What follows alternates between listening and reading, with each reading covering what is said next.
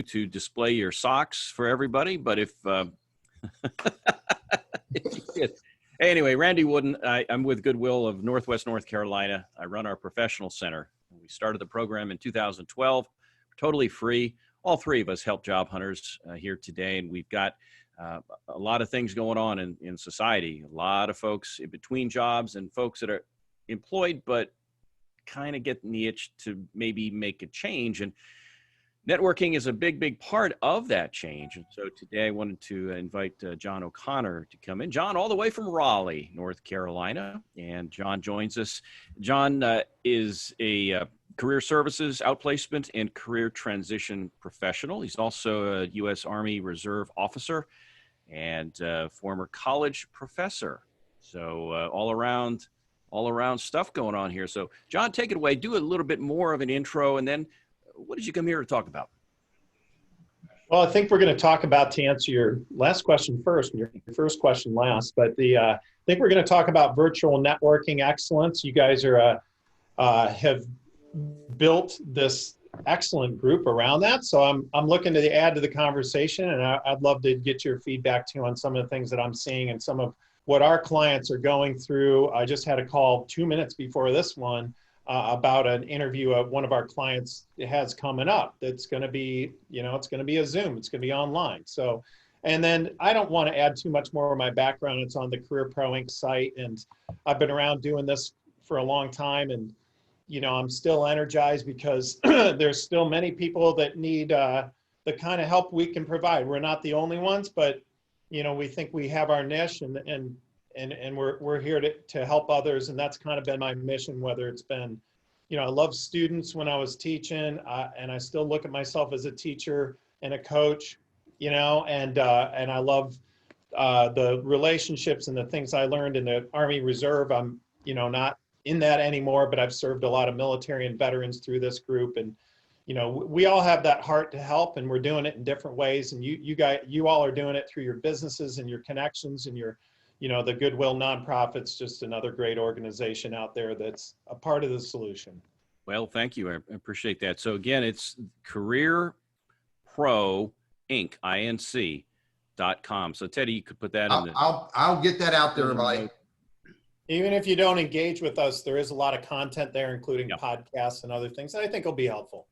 So the question I always like to ask folks is the why. The why behind how you got involved with what you do. You mentioned that you're a teacher, you like to learn and teach and educate. Was there a why moment? How did this career path become your career path?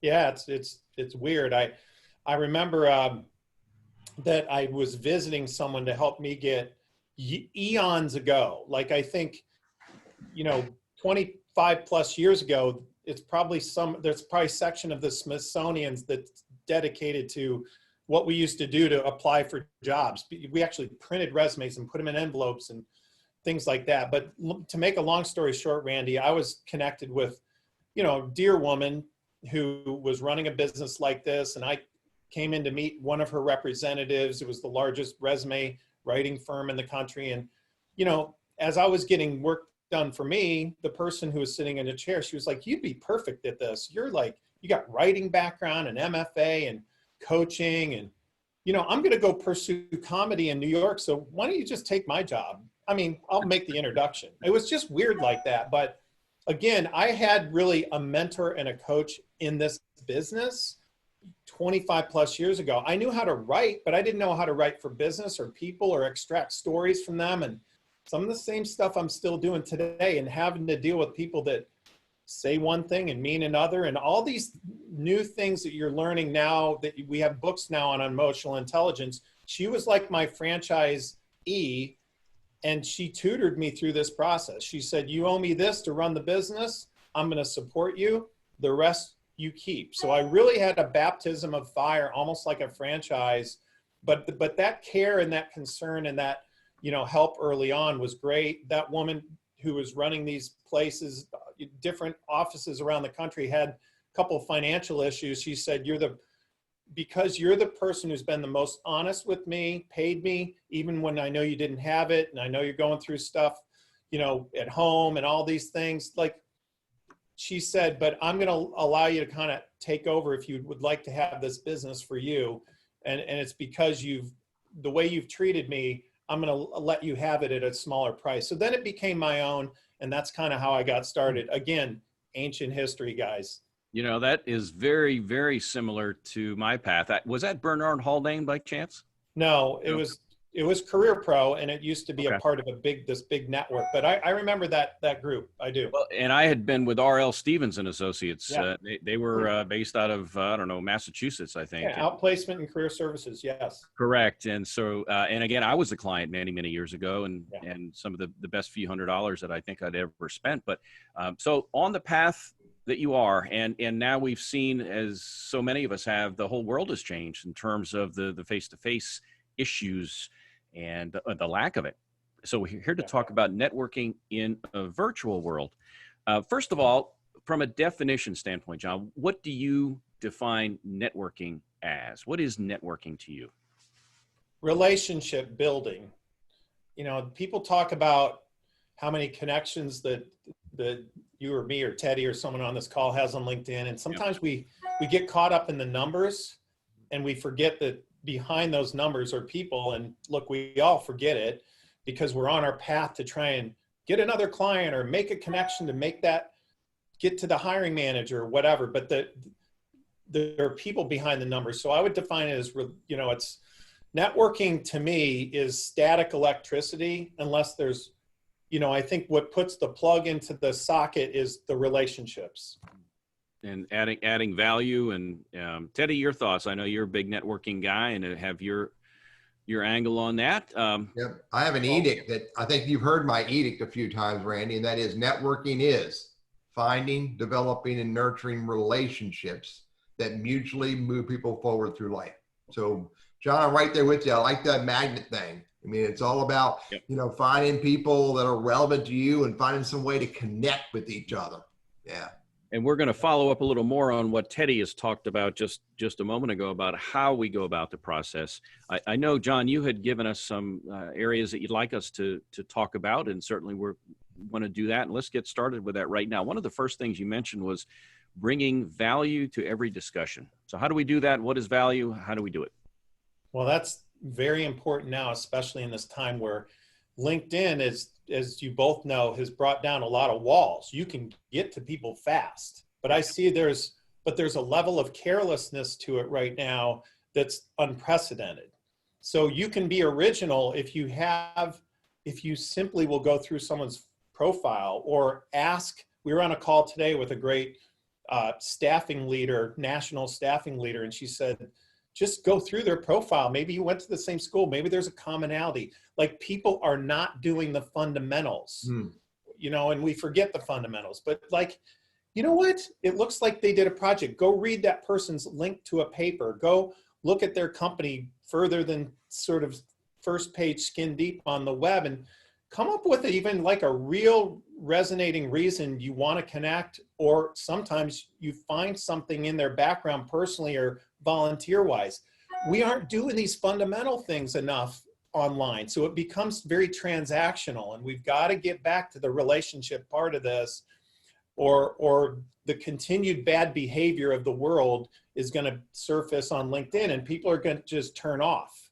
And we need them to turn on, especially when we're in need, and we need to make these vital connections for our careers and our life. Is it a case of not caring enough to do it, or not knowing enough to do it? Well, I think it's part of the problem. As you know, it's like we get coached on, all right, Randy, I got to get, and Teddy, can I go over my elevator pitch with you? And, you know, I've got to get these points across before we finish this call or this in-mail. I only have that amount of, you don't want a big paragraph on your in-mails or my emails, I call people and nobody answers the phone. Do I leave a message? What do I do? I think we got to think those things through and almost take a breath and a step back and go, what value could I provide in this conversation before I even have it? I don't know. I don't feel I'm bringing anything to the table. I'm the person in need. But guess what you have? You have other relationships you could bring to the table. You have insights. If you're an introvert, you're probably going to study a bit more than an extrovert who's going to kind of get on a phone or reach out to someone without a lot of thought. So use those strengths of yours and be original and be authentic and bring some energy to the table. I just see too many people just trying to blow through these barriers and don't try to fast forward on some of these fundamentals. Yeah, I agree. Good point. Yeah, Teddy? John, I'm with you. I mean, I think it's a huge problem that many people have, no matter what their use of virtual networking is that they set themselves up to get, I need 50 connections. I need 50 conversations. And they, in your words, bust through it. And it's when you bust, here's my words, I remind myself, it's a journey, not a race. Well, yeah, and if you think of it from a cold calling standpoint, and okay, I've got to make 50 calls, otherwise my boss is going to put me on notice.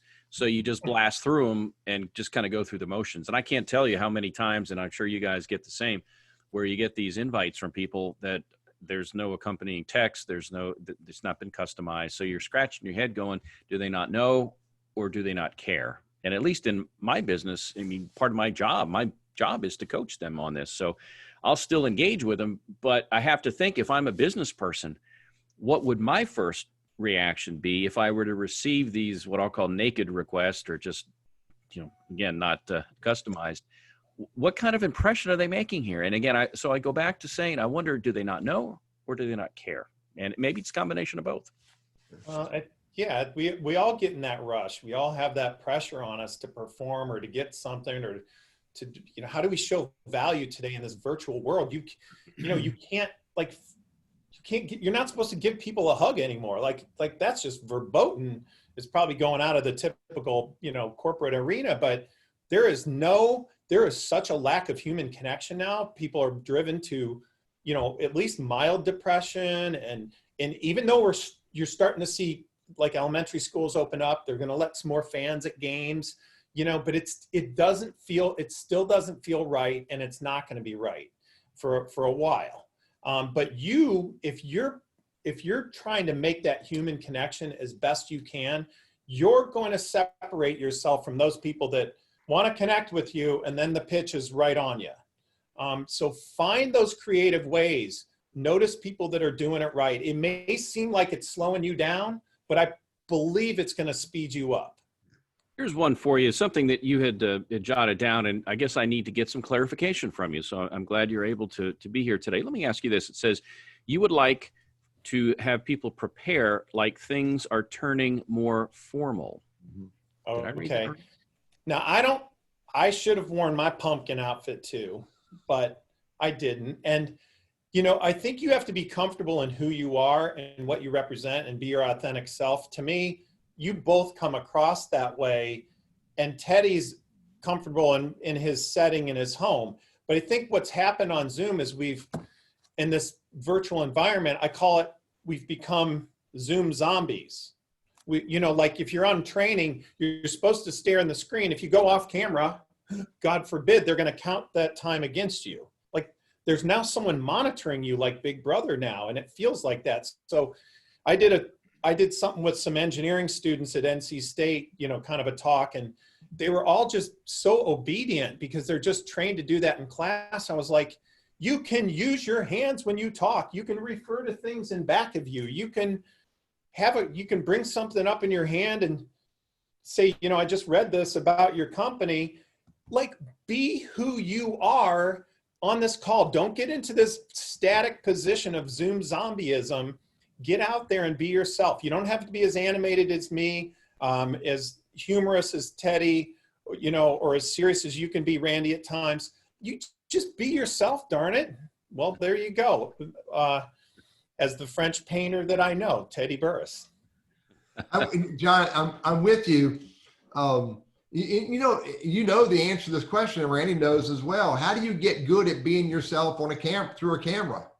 Well, I know my clients appreciate my coaching, because here's the hard part to me about career services and really any coach in any, whether it's athletics and whether it's like, it's the nuance. It's getting to make sure, building on the strengths of that person, and then finding out ways that they can be more like themselves. And how do you do that? To me, that's the art of part of what I do, is that I'm trying to make sure they don't sound like me, and don't just adopt some behaviors that I throw at them, or get something out of one of the books I'm included in, or just hand them Teddy's book and go, do this.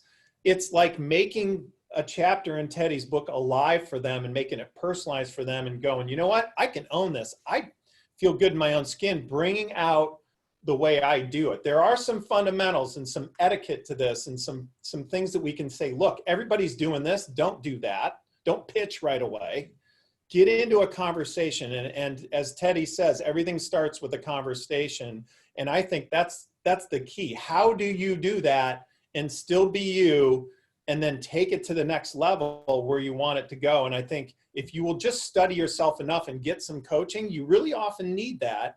Be on calls like this and be willing to change. You got to change some small things. And then practice. Just practice. Do it. Do it. How does it feel? How did she respond when you talk to the CEO of a huge organization this morning, and you share with her why you decided to, make a bubble and stay in your bubble, and then she shares why she stays in her bubble because, of her family life. And then the conversation gets more about them. It's more about two human beings having a conversation. And then at some point we both agreed, you know what, let's talk about what we're really after here today. But it was two human beings first. That's right. And Teddy, on that note, I want to add to that, and just take off on that great question, Randy. Sometimes I talk to people's references. Sometimes I talk to someone who they've met, and they say, hey, John, here's something that I hope you work on with Cindy or Joe or whoever. And they kind of reveal something that's been awkward for them because they're too close to them to give them the kind of advice. But if that person says, you know what, I want to change, I want to fix things, it's sadly, sometimes it's the very top achievers and are the most open-minded about changing something. And I do work with a lot of top achievers and people with big incomes. If they're just set in their ways, they don't want to change, that's tough. But sometimes those people are like, you know what? I may have the outward signs of success, money and this and status, but you know what? I really need to continue to work on myself. And I think anybody at any level can adopt that attitude and be in that, you know what, I can change little things mode. And you got to stay in that mode, especially now, and keep bringing that human connection of you to the table. Interesting point about the high achievers. And I've found, frankly, because again, I've for many years had my own practice doing what you do. And I found that not always, but as a general thought, that the higher achievers were the continuous improvement folks. They understood professional coaching. You take an hourly guy flipping a hamburger somewhere, are they going to gravitate toward the professional development? Probably not, as a general thought. So is it the chicken or the egg? Did they get to be successful by having this continuous improvement, by taking good coaching, or the flip side? So interesting observation there. Yeah. Well, we all do a lot of free things for people. I think that sometimes life hits you so hard, you need to be just pulled and tugged, and someone put their arm around you and lead you to the next thing. But the people that may be on this call that say, you know what, I'm stressed, but I'm okay.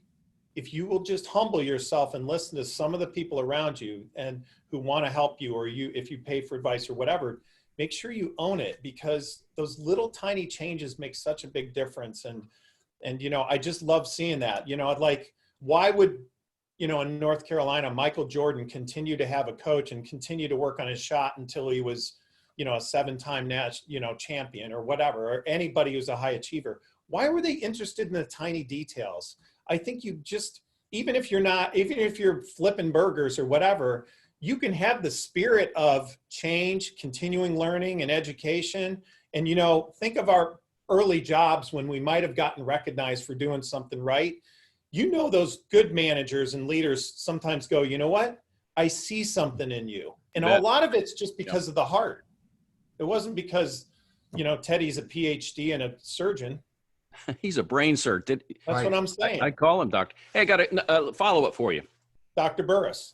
Dr. Burriss. Yeah. Sounds right. It sure does. You know, a while back, you mentioned, John, about doing the things. There are certain things that are generally accepted as is good to do, and other things when it comes to networking that are probably faux pas. A couple, three come to mind, some things that maybe our viewers can say, wait a second, I'm doing that. Ugh, I didn't realize I was doing that. Are there certain things that jump out that you got to kind of stay away from, or make sure that you do? Well, you definitely need to have a call with someone to say, look, as Teddy said earlier, he said, practice. Like, have a virtual networking call with someone who have got no pressure and get some feedback. Because I've seen people, I had one of my clients who's, you know, one of those high achievers. He got on the call, he was doing this all the time. Like, his eyes were going, oh, like, I go, what do you, like, he let me speak to him. I was like, what are you looking at? He's like, well, I have a cat. And that, like, but the person on, like, who's networking with him probably just think, this guy's shifty, you know, like, I probably could give, you know, you 20 little things to change. So practice that call. And you know what? The people aren't expecting you right now at this very moment in September 2020 to be, you know, suited up and all this stuff, but you better be natural in your environment, and you better have those little ticks and little things that might annoy people kind of out of the way. So practice. Yeah. Hey, yeah, Teddy, I got a couple of questions that came up. And so, you know, what's good and what's bad about this virtual networking? Here's a question that I'll let John answer, because John's pulling it off. And that is, you're standing. So if you're doing virtual networking, what do you recommend? Stand, sit? Does it make any difference? When or why? You know, I think I started reading these articles, how bad sitting is for you. And I got one of those desks that rises up. They're pretty cheap. I mean, you know, if you needed one, you just need it if you want to stand. But I just feel like I'm more me, and I'm like in a conversation when I'm doing that. And again, even some of my professional speaker friends are doing this. I think, again, Teddy, to me, you're comfy in your own environment. You can look to your right and your left, and you got kind of a little mini studio there. But if you're at home and you can rise up, or you can sort of able to bring your diaphragm up or feel comfortable in your own space. I feel comfortable here. I can, you know, go throw a virtual background up or whatever, but I'm not saying go invest in equipment like some people have done. I'm, you know, maybe a camera and a functioning computer that will let you do it, but gosh darn it, be comfortable in your own space. Even if you're in your darn well bedroom or whatever, people are trained now to look behind you, like what's on John's wall, what's on Teddy's, why that green thing there. You know, I think we're trained by television to be, we're talking to you, but we're really looking around you for other things. So you have to be not so conscientious, but not worried about your space, but you need to look comfortable in your own space and energetic and all those things. And it could be just, hey, turn this little lamp from your kid's room on because it might light your face a little differently. Look, this is important now. So let's get these little things right, but don't be so, I got to get my space so perfect I don't virtually network. No, do it, because your heart will come out even if you don't have the perfect setup. Yeah. And Denise threw out that she likes her standing desk, and I do as well. And so I may very well be going back to my standing desk because I'm redesigning my office. So Randy, back at you, buddy. Good deal. All right, let's switch gears just a little bit, and we'll talk social media, Google, and so forth. One of the key things I think that has changed over the last, I don't know, generation or so is certainly the internet and social media, to include Google. And so you're thinking, John, hey, people are going to check out me, let's say on LinkedIn, maybe Facebook. They're going to Google me. What are they looking for when they do that? Well, I'm going to go a little negative here. I mean, I think if it's an employer or a courier, not these, a lot of these big employers, very formal, they're too busy to be messing around. But, you know, if you've got a common name, I got a common name. I might not show up unless you put John M. O'Connor, Cripper, or whatever. But Randy, somewhat common, not too common. Teddy, pretty not common at all, really. I don't think. No, it's only But one of me, dude. the first quote I got in the News and Observer when I connected, that's the Raleigh paper, when I connected to one of the reporters and I sent her a LinkedIn invitation without any context 12 years ago or whenever it was, she emailed me back 2 days later saying, hey, do you think it's appropriate as a married person for you to send me an invite on a dating site? Oh, whoops. Anyway, it wasn't like, anyway, it was just funny because she didn't know the platform. Fast forward, I got my quote in the bottom of her article after she went and found out the true story of LinkedIn, although it can be used as a dating site. But, and some people do.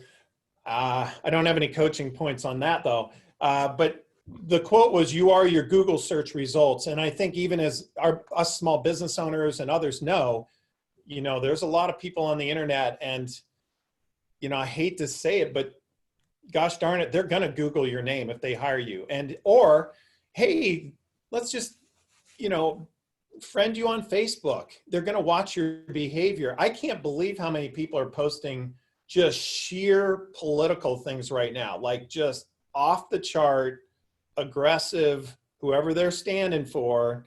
I'm like, you're over here on LinkedIn, we kind of got you right. Or maybe they're a past client and they happen to have friended me on Facebook and I'm super boring on Facebook, so don't look for anything too much from me, and intentionally. And Teddy's not, he's fun. But but they're doing this stuff on Facebook. I'm like, you want to kill some of your genuine connections you've built over here? Especially now, start getting political, start getting real opinionated, start thinking that people can't see you because you're locked down on Facebook or wherever. I know LinkedIn's becoming a little too personal in Facebook in a way, in my opinion, but I just think I think a lot of adults who think they're private are not. Nothing's private on the internet. Yeah. So, we're at the half hour, and John, I'm with you 100%. You need to set up a Google alert on your name, and spell your name differently. So not just John O'Connor, but John M. O'Connor, John, you know, M. O. apostrophe O'Connor. You need to set those Google alerts up and see what kind of crap you're putting out there or people are putting out there about you, so you can manage it. It's important. Hey, it's 12:30. This is the Randy Wooden and Teddy Burriss Lunch Hour Show. Our special guest is Mr. John O'Connor. John is with a company called Career Pro Inc. out of Raleigh, North Carolina. The conversation today is about virtual networking and the ideas that hopefully you can use to make your virtual networking more successful. Randy, back to you. Yeah, so far today we've covered topics such as what is networking. We've looked at how to add value to every discussion, talked about that. Also about how to be more yourself and not to necessarily be, but again, to relax, to be yourself and to be human and to pay attention when somebody's talking to you, not checking your phone all the time like I do. No. Call me, Randy. Okay. By the way, Teddy, if you look me up online, they're just accusations, no convictions, just to let you know. Your lawyer told me that. Yeah, they got me off on that. Also, we discussed the fact that in the real world that employers will look you up on social media. If you're a professional, certainly LinkedIn, but also maybe Facebook as well. And so you got to be extra careful, especially during this political season. As you mentioned, John, you've got a lot of folks out there that kind of get a little revved up, maybe a little bit too much. So that's what we've covered so far. What we're going to tackle next is how to follow up in the right way. Will you follow up after that initial dialogue has taken place? What happens next? How do we navigate that part of it? Boy, this is a big one. Big one. That's probably the biggest downfall of all, quote, networking. Maybe you've worked hard to get yourself right, get the conversation going. It starts with a conversation, Teddy says, but then where does it go next? Here's my card. Take my card. And then it's what happens? That's right. So you hit the tennis ball over the net. Is it coming back? Man, I got a bucket of balls. Bam. Yeah, let me do it. Bam. Man, they're all on the other side. You want these tennis balls coming back to you. And look, I've done it so wrong, and I think all of us have. They think we've become experts because I've tried just the banging my serve's getting better, but my volley's not that good. Right. So if your serve's good, your volley needs to get better, and that's the downfall. It's the long points that you win, and how you do that. This is the part that I think people get on Zooms and looking for the easy answer. This is where you got to get really creative, really thoughtful, and whether it's sending someone a follow-up article, say, here's a beautiful thing on follow-up I'll give you right away, and I'd love to hear what you guys have to say. In the conversation, they said something that you marked down. Isn't it wonderful if you, a day later found an article from a source they might not have known about and said, hey, after our conversation, I was thinking of you and I wanted to share this with you because it reminded me of a couple of points in your talk that I've taken to heart and started using. And this article seemed to reinforce a lot of the things you said. Thank you for that. Period. Nothing. No ask. Who does that anymore? You're adding Nobody value. does this stuff. And and not from the heart. If they did, it was like, here's an article and by the way, attached also is my sales sheet or what I need from you. Oh my gosh, you want to separate yourself? Have great professional follow-up, endearing you to that person. I'm telling you, that tennis ball comes back, they'll start walking through walls for you like you wouldn't believe. It may take a few times. You may have to be patient. I know you're in a hurry, but the beautiful art of that is the key to networking. Let me back up a step or two here, because so often we get clients that say, I need a job yesterday. I need to eat, I need a job, so I need to get on LinkedIn, bang, bang, bang. And I serve all the balls across the way, and now I wait for the phone to ring. So they're in a time crunch, and you say it'll take a few times, perhaps a few touches, if you will. So I guess I say all that to set this up, and that is that networking is a bit like exercise. You're not going to drop 30 pounds overnight. It's a process. Teddy point early on, it's a journey. And so are there certain habits maybe that we need to get ingrained in us when it comes to networking that will stay with us for a lifetime and not just when we need it? Well, I can be the emergency room physician in an emergency room, and I believe both of you two can too.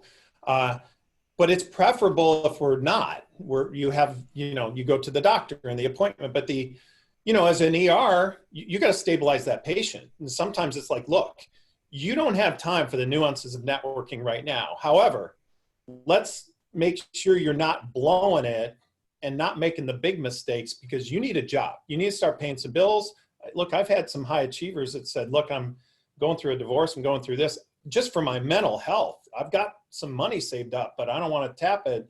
And I just need something mentally to go to. I don't want to job search the whole time. And sometimes that's just good for your soul. Mm-hmm. And sometimes it's not available. So I think you've got to know, look, am I in an emergency room? Then I need to take the coaching. I need to get the next thing, even if it's not ideal, even if it seems to hurt my ego. If you can, stabilize that patient. Sure. But the little balls dropped things that you can do is, hey, maybe you're going to send a series of 7 or 8 follow-ups. Teddy Burriss is very experienced on this on LinkedIn, but I'd almost rather people say, you know what, I'm going to follow up these 3 people and get out a yellow tab and write out what would be a creative way that I think could get them to respond to me and how I could distinguish myself from, I'm sure every other person wants to connect with this VP of operations at Lenovo or whatever. So I'm going to write out some notes and get some ideas, and I'm going to study their background and their bio, and I'm going to be creative about this and smart and thoughtful. Nobody does that, but if you do, that one day pause and then follow up with quality, it's going to turn, it could turn your whole situation around, and, it could be a matter of weeks, days. John, I'm with you. One of the our good buddy who's long since died, Dale Carnegie, taught us to my words, lead with give.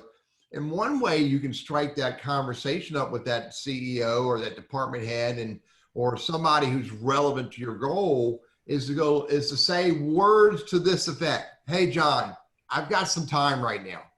I'm working on finding my next career step, but I'm looking for someone I can help. Just looking, maybe it's something somebody needs me for a couple hours, or maybe it's some volunteer work for a group that's relevant to me. I'm looking to go help someone in some meaningful way. And I'd love any ideas that you have.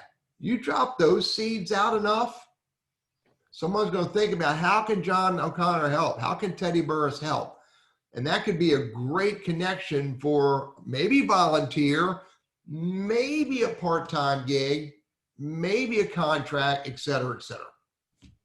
I think that's absolutely right. And we all know when we're in need, we're not always leading with that, with give, because I know I'm in a take mode. I just know I'm in that mode right now. I just need stuff. Good. There are people like Randy and Goodwill out there to help you. And I do, church talks, and I do this, I'm waiting for the check from you guys after, but you know what? Like, I'll be waiting for a while. But I didn't promise nothing, dude. We don't know you very like, the disclaimers are coming at me, firing at me very quickly. But you know what? Some of my clients that I've just seen that kind of take strategy. Like, I mean, I don't want to go into too many examples. I'm like, well, I don't want to tap into my emergency fund. What's your emergency fund? Well, I got like $800,000 in the bank, and between my wife's job. Like, do you know what? You don't have any problems. I know I get it. People are stressed out at every level, but I think some of those people, one client I had, this is long ago, but I said, hey, let's go somewhere, back when you could actually drive in the car somewhere. And we drove down to the Raleigh Rescue Mission, and he was like, why are we going down here? I said, here's why. I go, let's go just have lunch with everyone. Actually, let's go work there and serve lunch. You could actually just drop in and do things like that long ago. And he goes, why are we doing that? Well, let's just do it and talk to some folks. And I didn't say one more word. We did it. We leave. He goes, before I started the car, he goes, let me say something to you. Thanks. I needed that. And I'm like, okay, good. In my mind, is all in his head. You went down there and served those people, and you saw a woman with kids who was in a house with violence. I was like, just do me a favor. And now I'm, can't really do these interventions, but I knew this guy well enough. And I think sometimes you have to intervene yourself and say, you know what? I'm getting too into myself here. I need to go give. I can't tell you how many clients have been performing, volunteering, and doing things for nothing. Even virtually now, you can do this. You could make calls. You could go pick up trash at Tammy Lynn Center, or, the Goodwill, and you could go clean things. You could have a conversation in the parking lot and someone say, hey, what are you looking for? I'm looking for a customer success position. I really want to serve people. So I thought, I got to get out of my own head and go serve somewhere, because that's what I'm used to doing, and I'm frustrated. Those people have gotten job offers and connections, and people, Randy, and Teddy, have walked through a wall for a kind of person like that, going, this person's all heart. You got to hire him. There's another thing. Don't underestimate that even now. Yeah. Yep. It's crazy. You got to get into give mode. It's a weird thing, even when you're in like take mode. It's just something that happens to your brain that turns off the you and turns on other people. And if you have to go purposely volunteer, darn well go do it right now. It'll melt the Grinch heart inside of all of us. Good point. Something else too that does come up with my clients. Sometimes they are in take mode. I need a job, and they tell me, Randy, what can I offer somebody? I need a job. And so one thing they can do, and frankly, what goes around comes around. And the fact that I'm employed today, 6 months from now, I may not be, and we just don't know the future. So offer to say, hey, look, I'm out there banging around. I'm talking to people every day, and I'm learning of opportunities. Many of those I'm not qualified for. But you know what? maybe you or somebody you know might be interested in those. How can I help you, or how can I help them? And so that's another, it's a way to give, even though you feel like you have nothing to give when you are that taker. Because again, and you're one out of there, yeah, making connections. Oh, totally agree. And Yep. what you're doing right here, you guys, do you have to do this? You don't have to do this. But here's the deal is when you become that, I think a lot of people, it's like, look, if you know me and I have a network and I said it's okay, you're bringing my network into your conversations. I can help someone to help you. In fact, if you say, hey, I probably have someone I know to connect you with to assist you, Jim. Oh, you do? Yeah, then I go back to Teddy and to Randy and I say, look, I need to make a connection for this person. That's a form of giving. Mm-hmm. You're allowed to do that. It's amazing what happens when you finally get, I've got something to provide. I've got something to give. And sometimes I know I'm in a big exhortation mode here. Like Teddy said about Dale Carnegie, the whole book's about stories, telling stories. And a lot of it's about how he just let people talk and work themselves out. And, by the end of the book, you go, wow, by basically being quiet and listening, that's a form of giving too, by the way. Sometimes people just need to verbal process all that they're going through. And you just go, Counselors are being overrun right now because of the mental health issues. Sometimes even those high achievers, those connectors want to say, hey, blah, blah, blah, blah, blah. And if I've had people break down and go, but I'm a little worried about my son, he's at home and he's a little down, and well, why don't I speak to him? I might not be able to help him, but maybe you do that? This is this big shot I thought I was networking with for something for me. And you just provide that little bit of give. By the way, John, there are some people who think Randy and I were told by the court system to do this community service, but that is not true.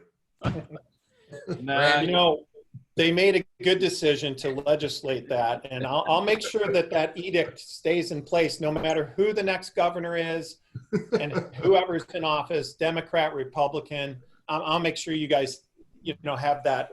The law continues to follow you wherever you go. Hey, John, we've got a few minutes left here. We're going to wrap up some closing comments from you here shortly, but I did have one other question or topic here. Then we've kind of touched on it. You talk about the amateur versus the pro ways to follow up. So I think we've touched on the amateur. Is there anything else on the pro way that you wanted to get to? Because I may have gotten you off track there a little while ago with one of my questions. So I just thought I'd throw it out there. I don't have a lot to add to that. I think that's there are so many creative ways to follow through and follow up that I think that's where you need to be in counsel with people that really know what they're doing, because you can build an extraordinary, valuable, long-term, almost lifetime relationship right now in this virtual world. And if you can think of some really interesting ways to do it, like one little silly way I did it recently was I called someone. I said, where are you heading? You're out networking. I said, well, I know they like Caribou coffee. And I said, well, are you going to be around Caribou? Are you talking to anyone? I said, well, just dip in there. I got coffee for you. They're like, you're across town. You're not coming over there. I go, no. I already put a little thing in the counter. You just go order what you want. Like, it was just the silliest little nothing thing. Like, think of really fun things, even if they don't cost you anything, to do for people. I mean, I know that some people handwrite cards, but Teddy and I, our handwriting looks like Doctors. It's atrocious, man. Nobody can read that. It's like serial killer level where they're cutting out the letters. But if you have a gift for that, or someone says something about, I don't know, any little thing, those little things that people said, listen, man, they were listening. This counted. You follow up a week later and say, hey, I was thinking about something for your son or your daughter who just broke her wrist. This could be a little encouragement. Things like that. I go, you know what? You almost have to have a CRM, and LinkedIn can be that for you, and other CRMs. But man, if you're just thoughtful, you'll blow past people that are, as a candidate, let's say for a job, that are more qualified. Now, I've always said it's the person who knows how to get hired that gets hired sometimes, not the person who's most qualified. So you have secret weapons by listening to this call, applying some of these concepts, and getting Randy's ideas and listening. You're already if you're on this call, you're in the right place. And John, that give doesn't need to cost money. As you said, even mailing a card or just a note, or there's lots of different ways to give to other people, which is a part of that follow through. I'm with you. Hey, we're going to wrap things up here now. So, John, if you would just kind of put a bow around this. You came to talk about networking in a virtual environment. So what are some takeaways that, or a summary that you'd like to leave folks with? Bring the full value of you, and do not underestimate the value of you, to as many conversations as possible. And initiating them takes a lot of energy. That booster rocket, that serve that's going over the net, man, that takes a lot out of you.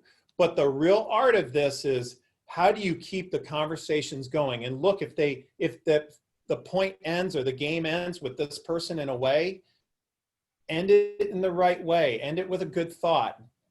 But that kind of spirit infused in you that you can learn. By the way, you can learn this stuff, right, guys?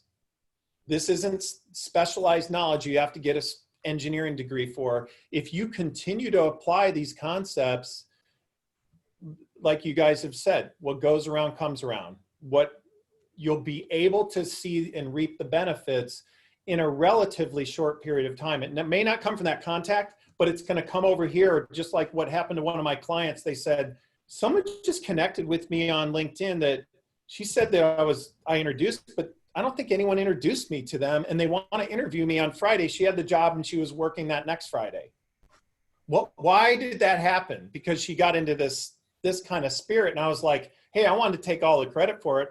I couldn't. I just think it was her taking that advice and applying it and redoing it and building those mini friendships, those relationships. Do not underestimate that. People need relationships right now. We've got a unique time. Let's go for it. Yeah, good stuff. Thank you, John. Appreciate it. Teddy, you want to go, or you want me to go? I got a story, man. You give a story?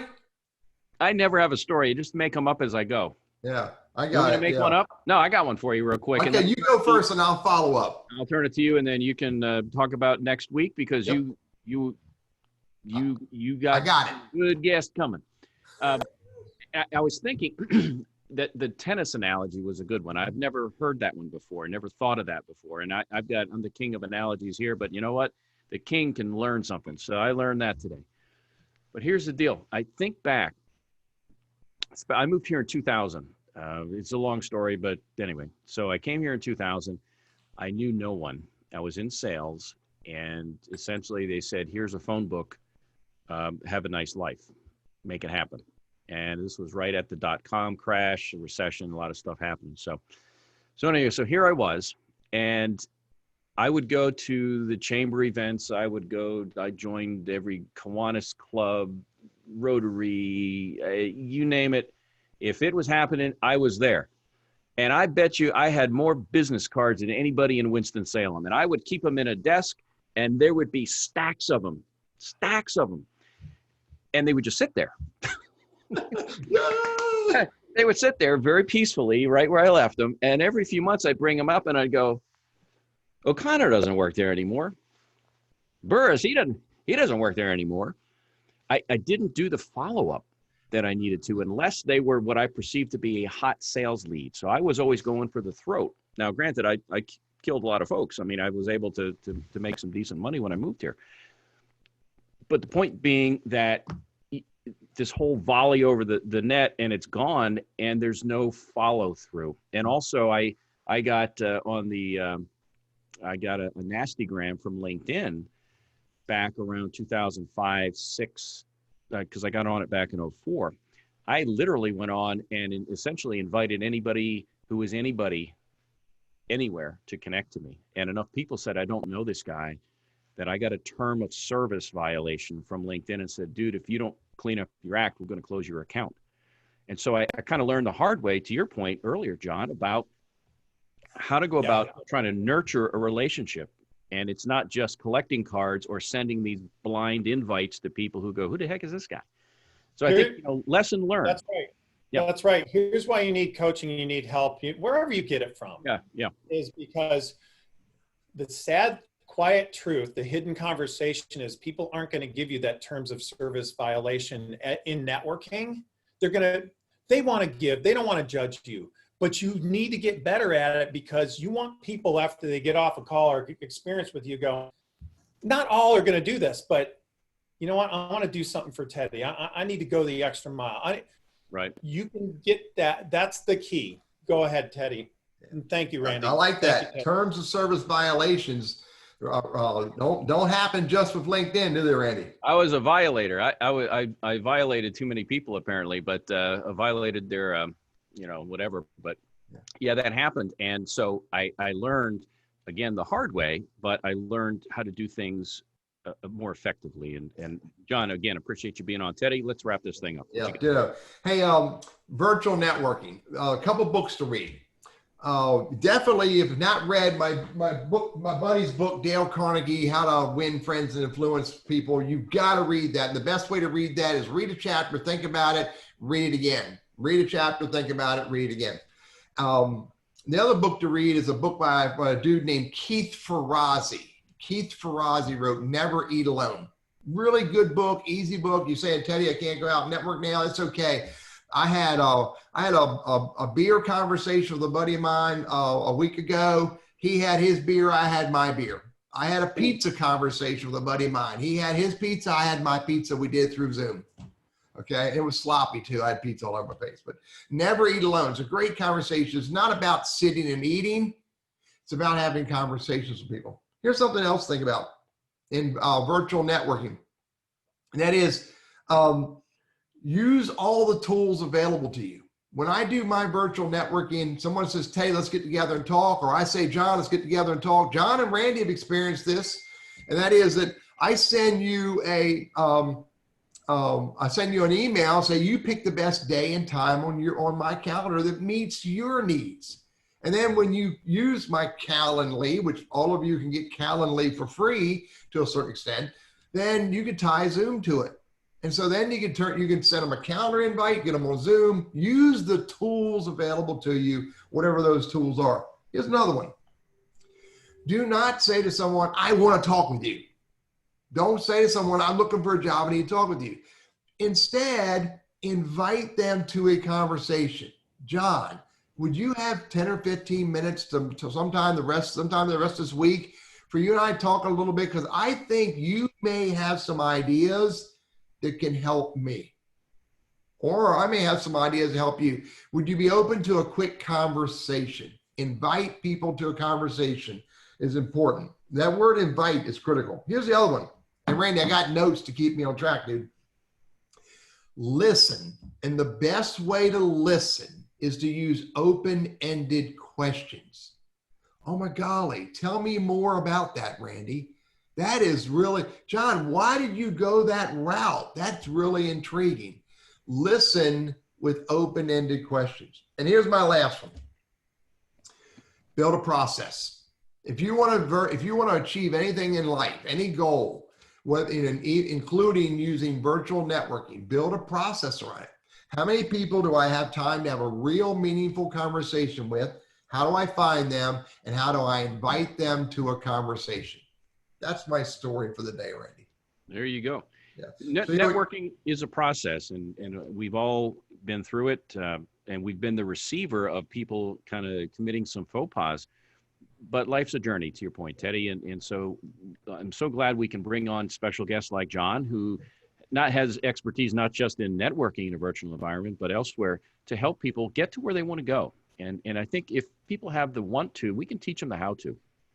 We can do that. But we can't teach the want to. So networking is a huge component. Something I ask, and let me just throw this out to both of you guys. When you talk to job hunting groups of people, or you talk to an individual client, do you ever ask them, how many jobs have you ever gotten by simply answering an ad, filling out an application and waiting for the phone to ring versus, hey, somebody put in a word on my behalf. they knew me, that kind of a thing. It's huge. It's relationship. It's not a transactional process of filling out the app. Any thoughts on that real quick as we wrap up? John? Yeah. Well, very important to do. And yeah, I think if you look back, how did you get, I was referred into this job by my wife who went to a workshop on resumes. Okay. Like, you know, that's how a lot of things come. So I think if you get in this mode and don't get out and build that discipline and build that muscle of networking and connecting and relationship building as our themes of today, there's so many dividends to it. Even one of my high achievers, when I talked to one of his references, he said, he's fantastic about execution on X. And that's good. And I've used him and he's helped me build my companies. But the reason I probably wouldn't bring him into my next company is because he doesn't bring really a network with him of resourcefulness. That was just shocking to me. I thought it was all about executing and doing your job. But think about that. The network you bring is powerful. Work on it. It's worth it. It may not seem that it is now, but it could result in a job. It could result in something that helps your kid. Could result in a lot of things. It is worth doing this kind of preparation that Teddy and Randy talk about here. Yeah. Teddy, why don't you wrap it up and take us home, all right? By the way, Randy, you know this. Maybe you don't know the exact number, but I've had 9 jobs before my wife let me come to work for her in our business.